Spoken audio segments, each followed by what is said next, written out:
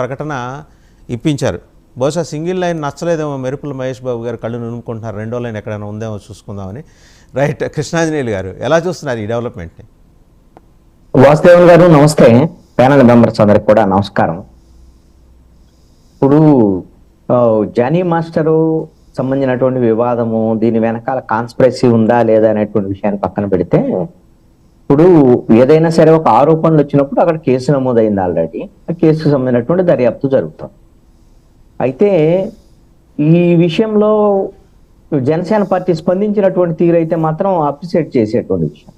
ఎందుకు అని అంటే, ఏదైనా ఒక ఆరోపణ వస్తే వాళ్ళ పార్టీకి సంబంధించినటువంటి జానీ మాస్టర్ చాలా పవన్ కళ్యాణ్కి దగ్గరగా ఉండేటువంటి వ్యక్తి.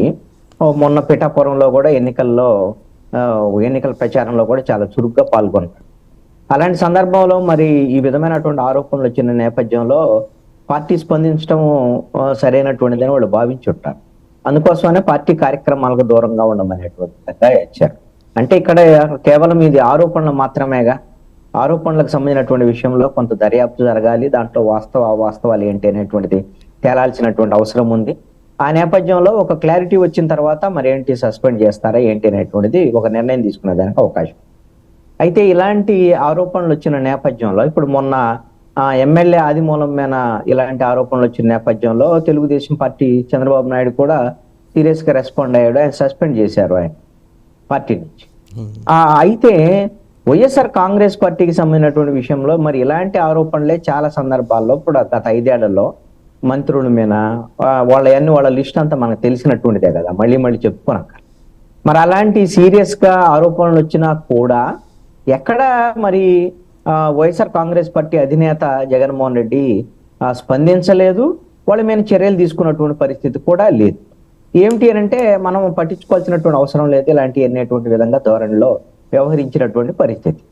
అందుకనే ప్రజలు కొంత దాని మీద వైసీపీ మీద వ్యతిరేకత రావడానికి అవి కూడా ఒక కారణం అయి ఉండొచ్చు.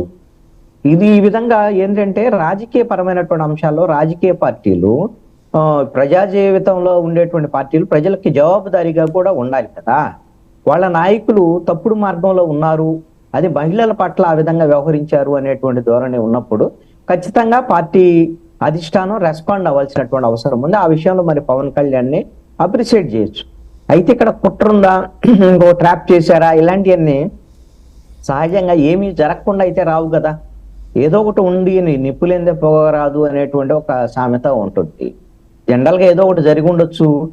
జరిగిన దాంట్లో ఇప్పుడు ఇలాంటివన్నీ కూడా లివింగ్ రిలేషన్స్ సంబంధించినటువంటి విషయంలో, లేకపోతే ఒక ప్రొఫెషన్ లో ఉండేటువంటి వాళ్ళ విషయంలో వాళ్ళకు ఉండేటువంటి అవగాహన మేరకు కొన్ని జరుగుతూ ఉంటాయి. వాళ్ళిద్దరి మధ్య అవగాహన తప్పింది అనుకోండి, వాళ్ళిద్దరి మధ్య పొరపచ్చాలు వచ్చినాయి అనుకోండి, ఈ విధమైనటువంటి విభేదాలు బయటకు వచ్చేదానికి అవకాశం ఉంది. కాబట్టి ఈ విషయంలో జానీ మాస్టర్ విషయంలో పోలీసులు తేల్చాల్సినటువంటి అంశం ఇది. దర్యాప్తుకు సంబంధించినటువంటి విషయంలో జనసేన సరైన రీతిలోనే రెస్పాండ్ అయిందని నేను అనుకుంటున్నాను. వస్తారు. అయితే నేననేది ఏంటంటే sir, other side of the coin, వైసీపీకి సంబంధించిన వాళ్ళ మీద ఆరోపణలు వచ్చినప్పుడు 2-3 రోజుల వ్యవధిలో ఇలాంటివి వచ్చేస్తున్నాయి. చూసారా, దీని వెనకాల ఏమైనా కాన్స్పిరసీ థియరీ నడుస్తుందా అని. అంటే diversion of the main case మీద, జత్వానీ కేసు మీద తీవ్రత బాగా ఉంది కాబట్టి దాని మీద దృష్టి జనం ఉంది కదా, దాని నుంచి మళ్ళించి ఆ తీవ్రతని ఏమైనా డైల్యూట్ చేసే కార్యక్రమంలో భాగంగా ఇట్లాగా తెర మీద తీసుకొస్తున్నారు, లేకపోతే ఇవన్నీ కాకతాళీయంగా జరుగుతున్న సంఘటనలు అంటారా? ఇప్పుడు జత్వానికి సంబంధించినటువంటి కేసు ఒక 1 నెల రోజుల నుంచి నడుస్తుంది. వాస్తవంగా వరదలు వచ్చినాయి, కానీ వరదలు రాకపోతే మొత్తము ఆంధ్రప్రదేశ్ రాజకీయాలు, ఆంధ్రప్రదేశ్ మీడియా వ్యవహారాలన్నీ కూడా ముంబై నటి కేసు చుట్టూనే తిరిగాయి. ఎందుకు అంటే, ముంబై నటి కేసు అనేటువంటిది కేవలము ఒక ఆ అమ్మాయికి సంబంధించినటువంటి అంశంగా లేదు. ఎందుకు అని అంటే, అది మొత్తం ప్రభుత్వమే దాంట్లో ఇన్వాల్వ్ అయినటువంటి పరిస్థితి ఉంది. గత ప్రభుత్వము ముఖ్యమంత్రి దగ్గర నుంచి, ముఖ్యమంత్రి ప్రభుత్వ సలహాదారైనటువంటి సజ్జల రామకృష్ణారెడ్డి దగ్గర నుంచి, అప్పుడు ప్రభుత్వంలో ఉన్నటువంటి కీలకమైనటువంటి పోలీసు అధికారుల పాత్ర అంతా ఉంది అనేటువంటిది ఆ దాంట్లో స్పష్టమైనటువంటి అంశం. ఆ విధంగా అసలు ఒక ప్రభుత్వం వ్యవహరిస్తుందని ఎవ్వరూ అనుకోరండి. అందుకని ఆ స్థాయిలో వైఎస్ఆర్ కాంగ్రెస్ పార్టీ కొంత నష్టం జరిగింది రాజకీయంగా. ఈ విధంగా ఆవిడ బయటికి రావటము, ఆ అంశాలని ఇప్పుడున్నటువంటి ప్రభుత్వం కూడా ఖచ్చితంగా ఉపయోగించుకున్నది. ఆ ప్రభుత్వం మరి మహిళల పట్ల ఈ విధంగా వ్యవహరించింది అనేటువంటి విషయాన్ని జనం ముందు పెట్టి కొంత వైఎస్ఆర్ కాంగ్రెస్ పార్టీ తీరుని ఎండగట్టేటువంటి ప్రయత్నం అయితే అధికార పక్షం చేస్తుంది. ఈ క్రమంలో ఇప్పుడు వీళ్ళు వైఎస్ఆర్ కాంగ్రెస్ పార్టీ వాళ్ళు ఏదో కుట్రబన్ని జానీ మాస్టర్ మీద ఈ విధంగా బయటికి తెచ్చారని నేను అనుకోవటంలా. అంటే ఇది ఒకటే కేసు కాదు సార్, చాలా వస్తున్నాయి. మీరు గమనించుంటే వాళ్ళ మీద ఏదైనా కేసు రాగానే సబ్సిక్వెంట్గా వచ్చేస్తున్నాయి ఇలాంటివన్నీ తెర మీదకి అంటున్నా. ఇది కేవలం ఒక ఉదాహరణ నేను మీకు చెప్పింది, ఇలాంటివి చాలా చూసాం ఈ 3 నెలల వ్యవధిలో, అది నేను అంటున్నా. అవును, మీరు చెప్పింది కరెక్టే, కానీ ఇప్పుడు దువ్వాడ శ్రీనివాస్ కు సంబంధించినటువంటి ఇష్యూ కానివ్వండి, ఇలాంటి కొన్ని ఇష్యూస్ కొద్దిగా అలాంటివి వస్తున్నాయి. ఒకటి ఏంటండి, ఇలాంటి ఇవి డైవర్ట్ చేయడానికి కూడా సరిపోయేటువంటి అంశాలు కావండి. ఇప్పుడు జానీ మాస్టర్ మీద ఇలాంటి ఆరోపణలు వచ్చినంత మాత్రాన ఈ మొత్తము కాదంబరి జత్వాని కేసుకు సంబంధించినటువంటి ఇష్యూ మొత్తం డైవర్ట్ అయ్యేటువంటి అంత పరిస్థితి అయితే ఉండదు జానీ మాస్టర్ కేసు విషయంలో. అదే వాస్తవంగా అయితే హైదరాబాదు అది మన తెలంగాణకు సంబంధించినటువంటి అంశము, కాకపోతే ఏంటంటే జనసేన పార్టీకి సంబంధించినటువంటి అంశం కాబట్టి ఏపీలో మనం డిస్కస్ చేస్తున్నటువంటి పరిస్థితి అయితే ఉంది.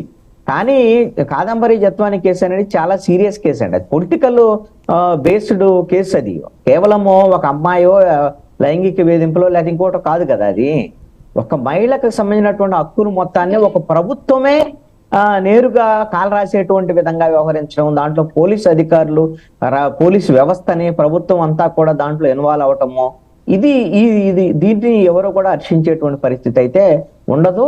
బహుశా దాన్ని డైవర్ట్ చేయటం అయితే మాత్రం ఎవరికి సాధ్యమయ్యేటువంటి పని కూడా కాదు.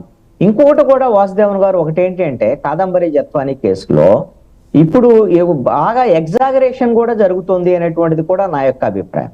కేసు ఆవిడకి అన్యాయం జరిగినటువంటి మాట వాస్తవమే, అలాగని ఆ మొత్తం కేసుకు సంబంధించినటువంటి విషయంలో ఇప్పుడు వీళ్ళు ప్రభుత్వం వైపు నుంచి సజ్జన్ జిందాల్ని ఏమన్నా విచారించగలరా?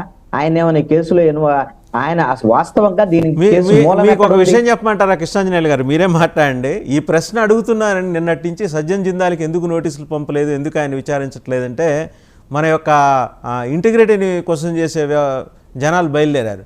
ఇప్పుడు కేసు మూలాలు అక్కడ ఉన్నాయి కాబట్టి ఆయన్ని కూడా పిలిచి విచారించడం అనేది సంప్రదాయం. It's a convention model. అది ఆ మోడల్ని ఎందుకు అంటే సైమల్టేనియస్గా ఒకే కేసు మీద 7 టీమ్స్ పనిచేయటం మనం చూసాం.